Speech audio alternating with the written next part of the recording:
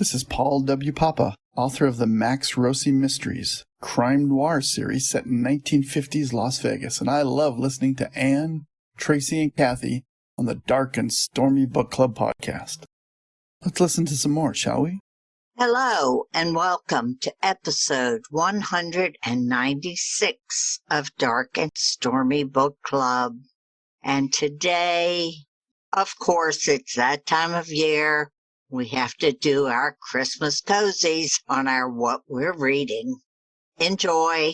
I'm Ann Dark. I'm Tracy Stormy. And I'm Kathy Knight. And together we are It Was a Dark and Stormy Book Club, a podcast for mystery lovers. Welcome.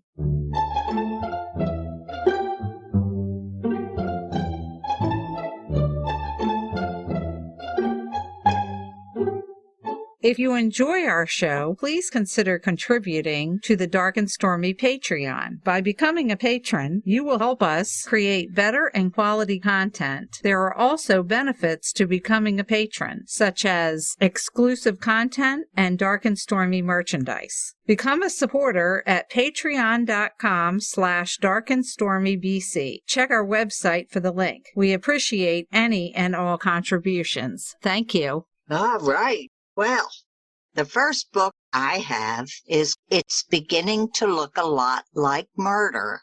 It's by Maria DiRico. It is number 3 in her Catering Hall mystery series.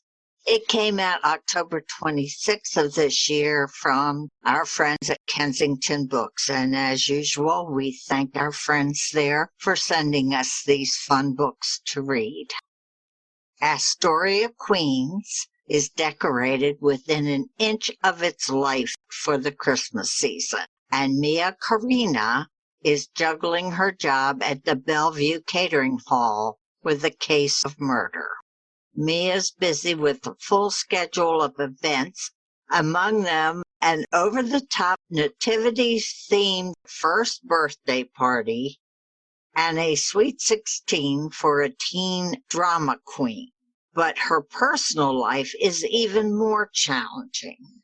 Her estranged mother has just shown up, and her lifelong friend Jamie has discovered a shocking secret about his past. He's so angry that he starts hanging out with a crook named Lorenzo, who claims to be his long-lost brother.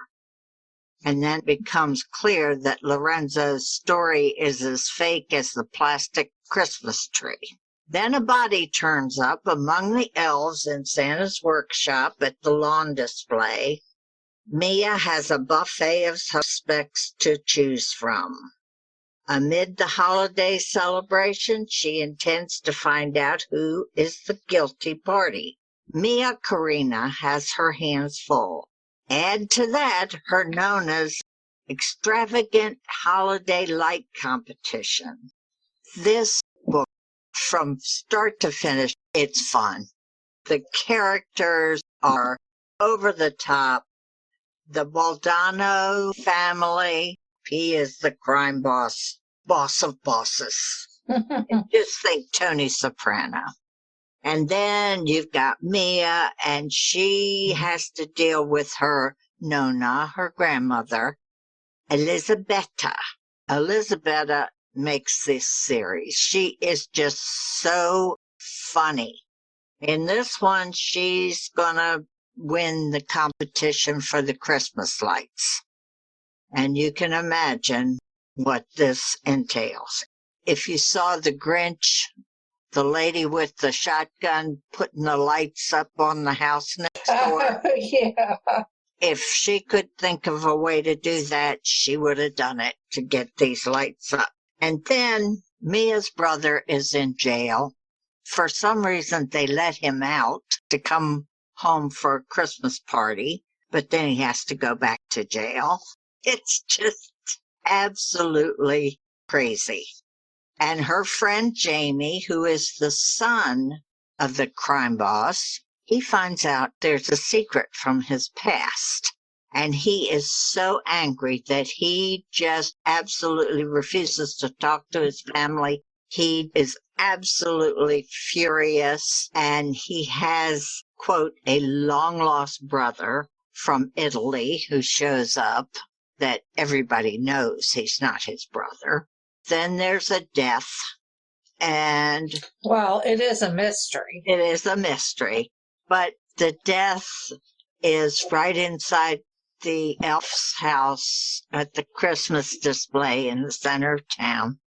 The whole book is just so much fun. Of course, Maria DiRico is the pseudonym for our friend Ellen Byron. We just love her other series from And we love her. And we love her. Just reading the book isn't enough. She puts some of the yummiest recipes at the end of the book. I mean, that right there is worth it. It is just one of the most fun Christmas cozies I've read in a long time. You can find Ellen and her books at ellenbyron.com. And if you want to look up Maria DiRico's books, you put a / Catering Hall Mysteries after ellenbyron.com, and you will find her books. Wonderful. I love Ellen. I bet you that this is a lot of fun. I laughed out loud through half the book. It was just so over the top. It was just so much fun. Well, my book is called Christmas Corpse. I am not a huge fan of cozies. I've been pretty vocal about that, but every once in a while, it's necessary. Right now, I have definitely got a real big case of the winter doldrums. So this just really fit the bill.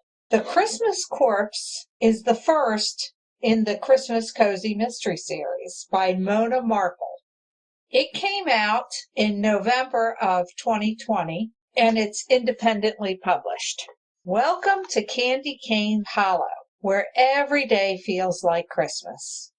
Holly Wood, yes, that's her real name, is driving home for Christmas and not feeling too happy about it. She's in school to become a doctor. She's filling in for a pregnant woman, and the pregnant woman had her baby, so she was returning to her job. So Mona was heading home to an empty house on Christmas. Her car skid into a snowbank. She was rescued by a sweet old lady who promised her name is Mrs. Claus. And Holly's like, yeah, sure it is. Holly is taken to Candy Cane Hollow to recover and finds herself in a genuine winter wonderland. As Christmas Day approaches, the grouchy medical receptionist appears to have been poisoned by a mincemeat pie. And to Holly's surprise, Mrs. Claus is the prime suspect. With Mrs. Claus under suspicion, Holly vows to return the woman's generosity by clearing her name. Maybe it will impress. Claus wouldn't kill anybody. Well, you'll have to read the book to find out. Maybe it will impress Mrs. Claus' dimpling dish of a son, too, Nick. Wait a minute here. Mrs. Claus, Okay. where's Santa? Well, in this story, Nick, her son, is taking over the reins from his father, who is decided to retire. Santa is retiring? No, Kris Kringle is passing down the reins to his son, Nick. And Nick apparently is a hottie. Does he have a white beard and a whole bit? They never do say. So probably not yet, because when she gets there, she assumes that Santa had passed away the way they were talking about him, but he hadn't. He was just off fishing somewhere. Now there's a Santa. This Nick doesn't quite look like a Santa yet. He's too young. The book was extremely predictable, but as most cozies go, it's not supposed to be real deep. And I'm not one that tries to figure it out. That's more Anne's style. I just want to read it and enjoy it. But I loved everything about it. And there are a couple more books in the series. There's Christmas Corpse, a lost clause, up, and a sleigh. So I have a lot to keep me busy. They're real short, as most cozies are. So I could probably knock these out before Christmas. And when I'm definitely down in those doldrums like I have been since the time change, I will definitely pick up one of these. And I wouldn't even say it needs to be Christmas to enjoy these. I don't know if Mona Marple is an actual real person. I'm sure the name probably is a little tongue-in-cheek, but there is a website. It's monamarple.com. That's Marple, like Miss Marple? Yes, exactly. That's what I mean. Oh, okay. But there's no picture. It's just a drawing of her. But whatever, I would highly recommend these. If you are feeling a little down, pick one of these up. I should have said this before. The story really revolves around an ice sculpture contest. At the North Pole? Well, see, that's it. This is actually right outside London. Mrs. Claus lives outside of London. Yes, outside of London in Candy Cane Hollow. It's off the beaten path, and wherever they are, they get a lot of snow. She addresses that in the book, like why they aren't at the North Pole. I can't even remember what it was now. It made sense at the time. Anyway, this ice sculpture contest is very cutthroat. Boy, they take it seriously. They thought that maybe the murder happened because they didn't want this woman to win the ice sculpture contest. Lots of fun. Highly recommended. Okay, I'm confused, but You'd have to read it. I'm going to have to check that one out. Well, my book, yours is called The Christmas Corpse. Uh-huh. Mine is called The Christmas Candy Corpse. It's by Rosemary Ross. It's number 3 in her Courtney Archer mystery series, and it came out November 30th from our friends at Kensington. You and I and our families are big fans of the British Bake Off. That was one of the reasons that I had to read this book. It's sort of a takeoff on the baking show. It was very well done.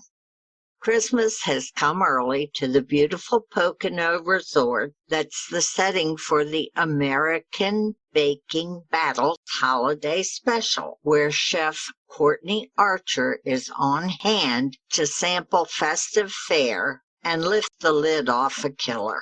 6 ambitious bakers are competing for glory and a grand prize, showcasing their most delicious candies, cookies, and desserts. Courtney detects some on-set grinchiness from her co-workers, especially Judge Shannon Collins, but she's hoping the sweet treats will restore everyone's festive spirits. That Christmas wish swiftly fizzles when Assistant Director Kinsey Hummel is found strangled with an apron from Shannon's new product line. I hate when that happens. I know. Shannon insists she's innocent. Meanwhile, Kinsey has been under pressure from a disgruntled attorney to settle her late grandfather's estate. But could that be a motive for murder? The show must go on, even as Courtney sifts through competitors and crew for likely suspects. But unless she can quickly get to the truth, there'll be another helping of homicide amid the pinwheel cookies and fruitcakes. Courtney Archer is a reality TV cooking show host. She is in the Poconos to be a judge at the American Baking Battles Holiday Special. She has a natural curiosity. The interaction between all the characters is very well done, and it is fun. It draws you in when you find out this is a competition. Are we playing fair or are we cheating? What is going on here? Once this story got going, and it didn't take long before the body was discovered, but it was never a dull moment. The mystery just kept going. It was very well thought out. She had a lot of misdirection to